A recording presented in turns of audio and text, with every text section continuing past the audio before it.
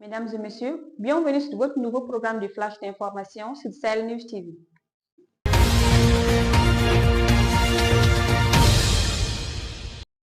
Tombouctou, un groupe FLA dépose les armes. Dans le cadre de l'appel des plus hautes autorités au mouvement armé à déposer les armes pour le retour de la paix, de la sécurité, du développement et de vivre ensemble. 5 combattants du Front de libération de l'Azawad ont émis le 17 février 2025 leur armée du commandement de la région militaire numéro 5. Il s'agit pour ces éléments de regagner la République, de contribuer au retour de la paix, de la sécurité et aussi d'encourager les autres camarades à arrêter les activités criminelles pour le développement et le vivre ensemble de tous les Maliens.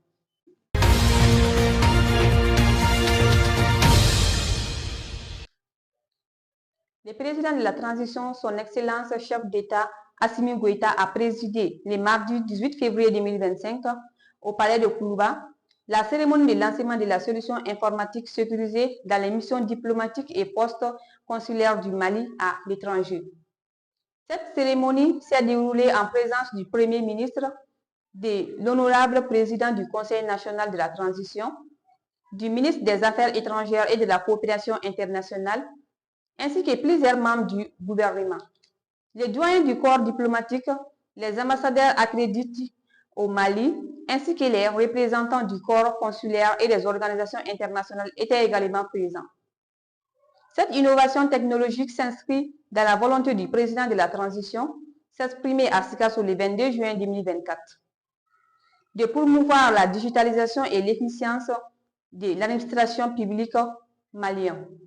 Selon les précisions du ministre de l'Affaires étrangères et de la coopération internationale Abdoulaye Diop, le lancement de cette solution informatique est le signal d'une administration qui se veut performante, qui vise à s'améliorer en renforçant les systèmes de suivi et d'évaluation et qui s'emploie à disposer des cadres responsabilisés et formés aux nouvelles technologies pour le bien-être de nos populations et des usagers maliens comme étrangers, de notre administration nationale. Ça contribuera aussi à renforcer la sécurité nationale grâce à un traitement rigoureux des données personnelles et à la mise en place des dispositifs de contrôle avancés. Le ministre Abdoulaye Diop a souligné la dimension proactive de cette plateforme qui ne se limitera pas à répondre aux besoins actuels. Elle permettra également d'assurer à terme une harmonisation avec le système de visa confédéral de l'AES dénommé Visa Liptako. Dès son lancement officiel, il convient de noter pour finir que cette solution informatique sécurisée permettra de réaliser des économies d'échelle en réduisant significativement certaines dépenses de l'État. Ces ressources pourront ainsi être réorientées, indiquer Abdoulaye Diop, vers les actions prioritaires en lien avec le bien-être des populations maliennes.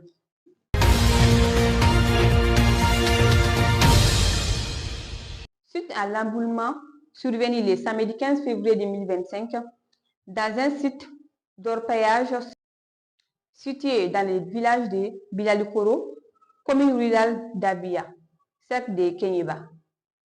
Ayant occasionné des pertes en vie humaine, une délégation ministérielle composée des ministres chargés de l'environnement, des mines et de la promotion de la femme s'est rendue le lundi 17 février 2025 dans la commune de Dabia, précisément dans les villages de Talato, Bilalisanto et Bilalikoto.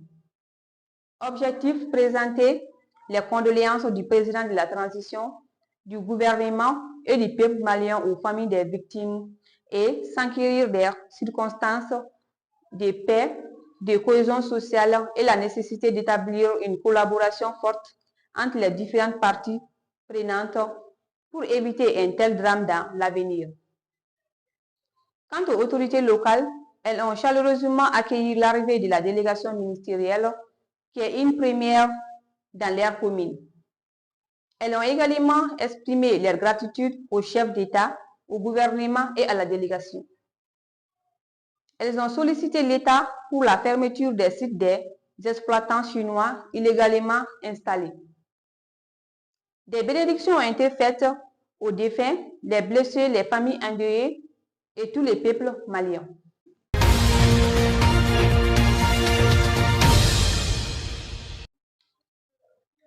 Quatrième conférence ministérielle mondiale sur la sécurité routière, des engagements forts et une reconnaissance internationale.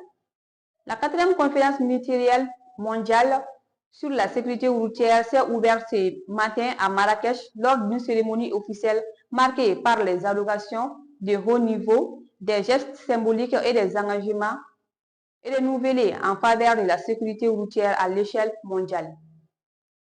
C'est Aziz Akanouche qui a inauguré la conférence en mettant en avant le rôle central du Maroc dans la lutte contre les accidents de la route et son ambition de partager les bonnes pratiques adaptées au niveau national.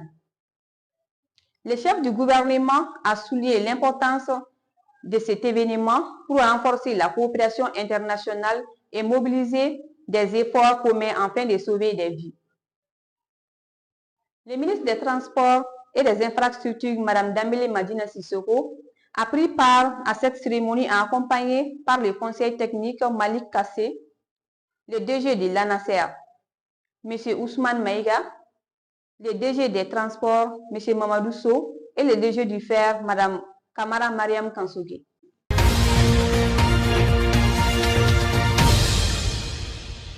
C'est tout pour ces flashs d'informations. Merci de l'avoir suivi et à très bientôt.